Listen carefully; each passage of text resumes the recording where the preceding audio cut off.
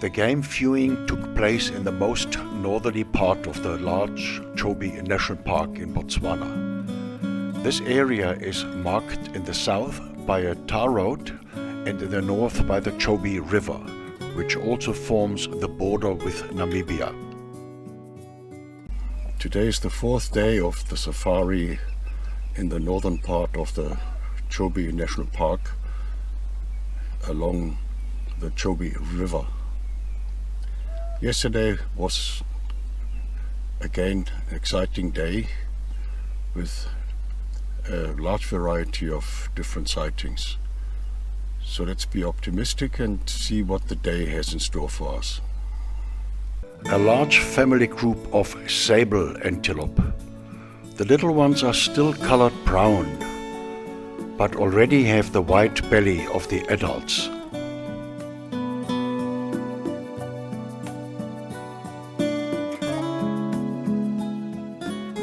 A trophy bull is walking with the herd, pitch black with horns curving far to the back. There's a good chance that younger bulls are also in the herd, but the dominant bull is tolerating them only until they reach sexual maturity.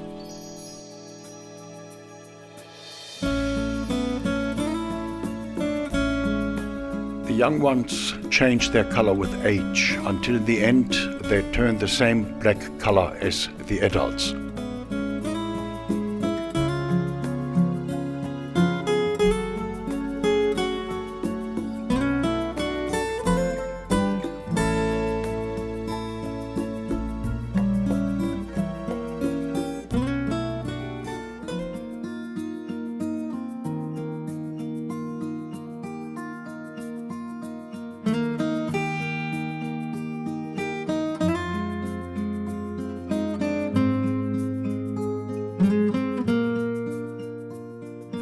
It is characteristic for Africa that with birds one finds different types of the same species. Of the hornbills, there are 11 different species in Africa, of which along the Chobe River alone 5 types occur.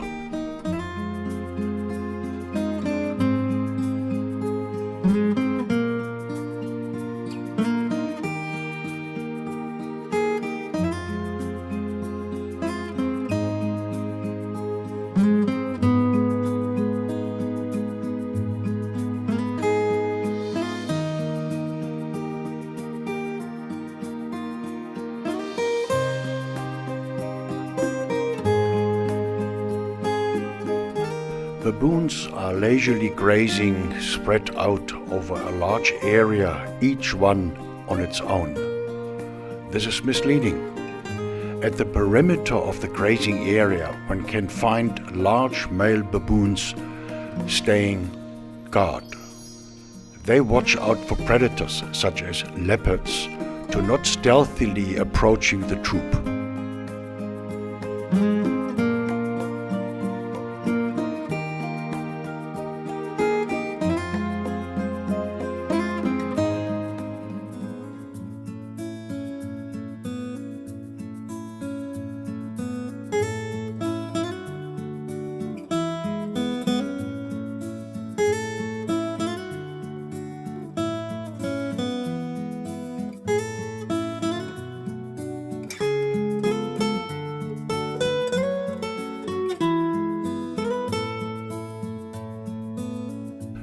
The open-billed stork is specialized in catching water snails.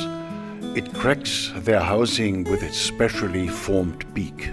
A bit of cleaning in the water and then the snail goes down the hatches.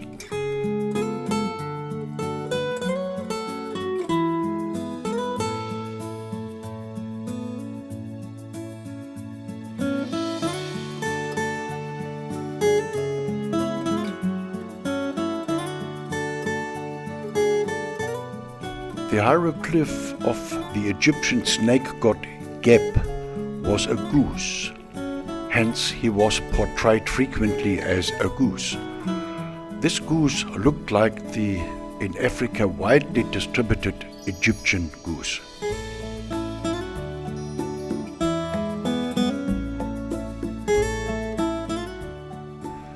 Somewhat funny looking are the yellow wattles of the white-crowned lapwing.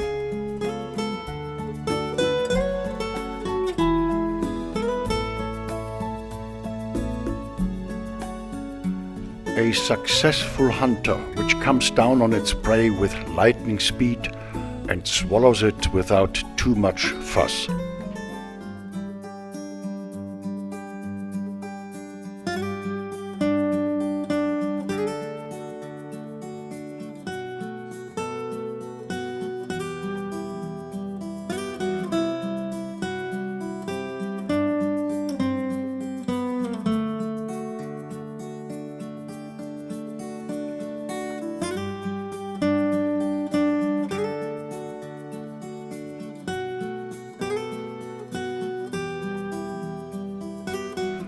Impalas occur along the Chobe River in large numbers.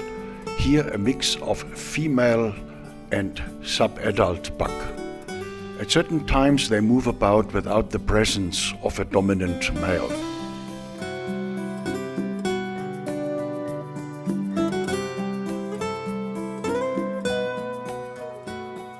Some prefer lying down when ruminating.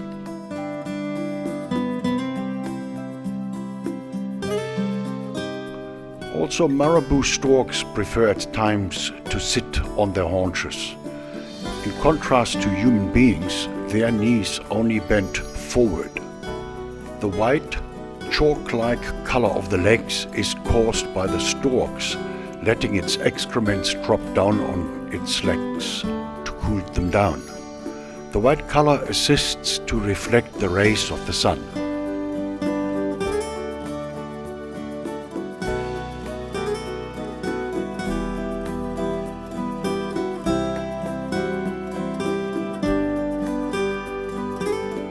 The outcrop on the neck of the marabu can be inflated and is only of use during courtship. It shouldn't be confused with a crop which many birds possess.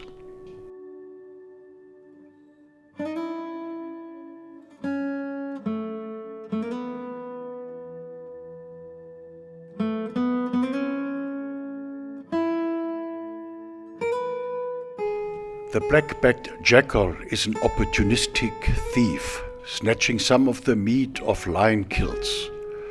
In the absence of lion, it has to rely on its own. It then hunts small mammals and birds.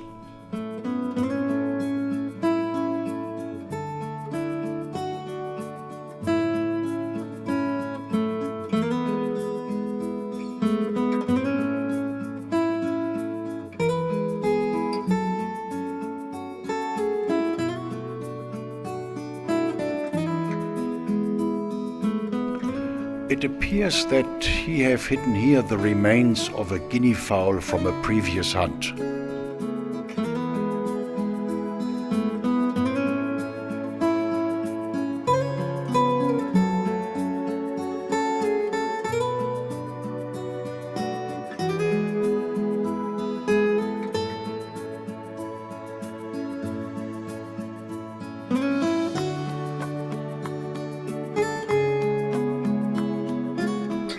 The waters of the Chobe River offer rich hunting grounds for birds, such as this grey heron.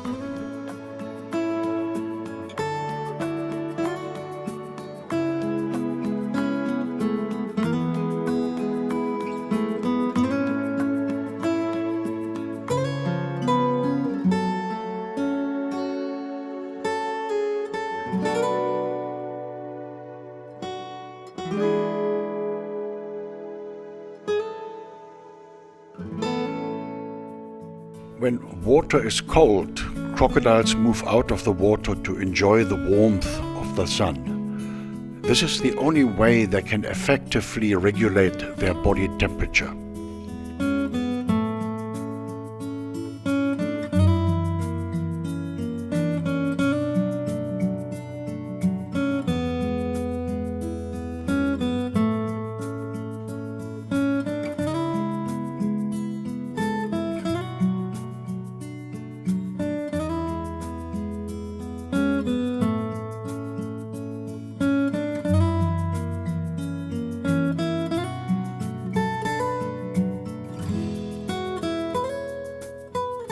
The African jacana and the water thick-knee are typical birds which are looking for food along the water's edge.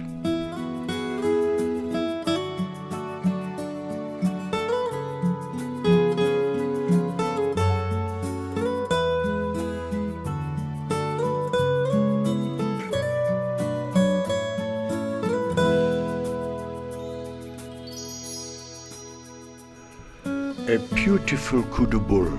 To push its horns into the mud is more aimed at impressing other bulls and to show them who is the boss. There's no other known reason for that.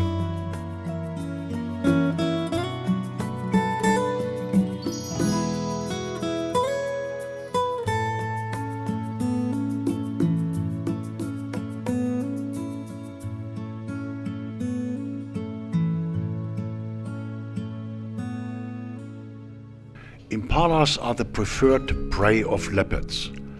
Despite the fact that there are numerous impalas along the Chobe River, I didn't manage to spot one leopard. On the other hand, the leopard is a cat and prefers to hunt at night, where its night vision gives it a distinct advantage over its prey.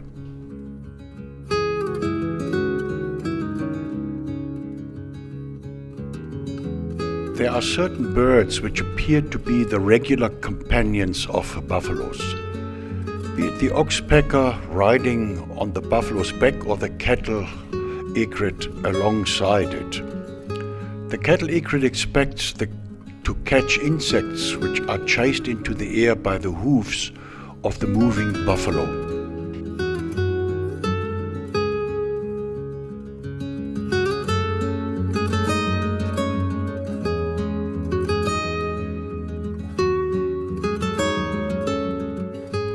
The habit of pushing one's horn into the mud doesn't appear to be restricted only to the kudus. This impala ram also displays the dry mud on its horns.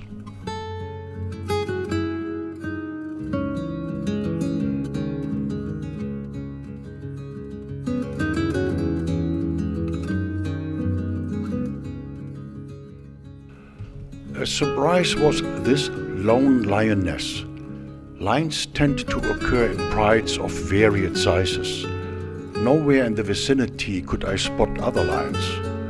The rules of the national park forbid driving off the track to look, like in this case, for other lions. The lioness didn't show any signs of being disturbed by me maneuvering my car into a more favorable filming position.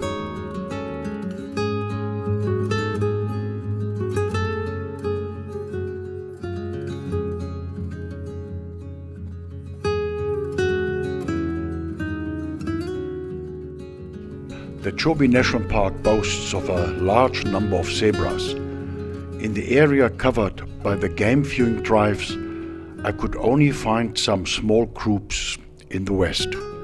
This must have been seasonal.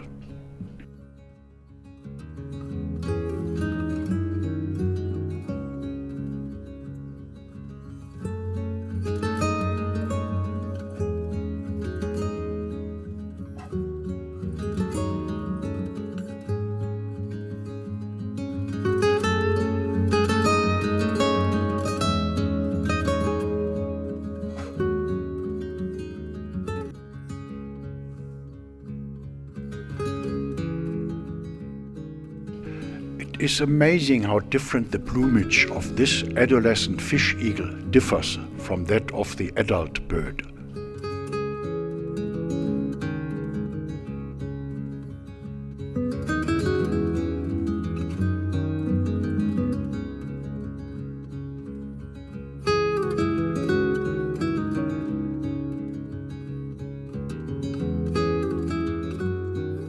A herd of buffaloes several hundred heads strong returns from the grazing grounds on the Namibian side to the safety of the national park. The river is shallow so that the calves don't have a problem to cross.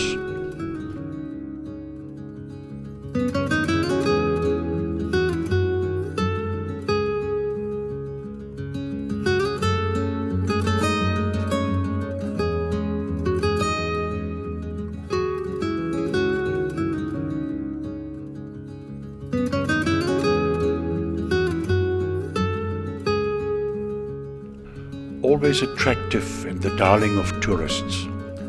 The giraffe, which only occurs in Africa. Here a giraffe cow, which can be 4.5 meters tall and can weigh up to 1 ton.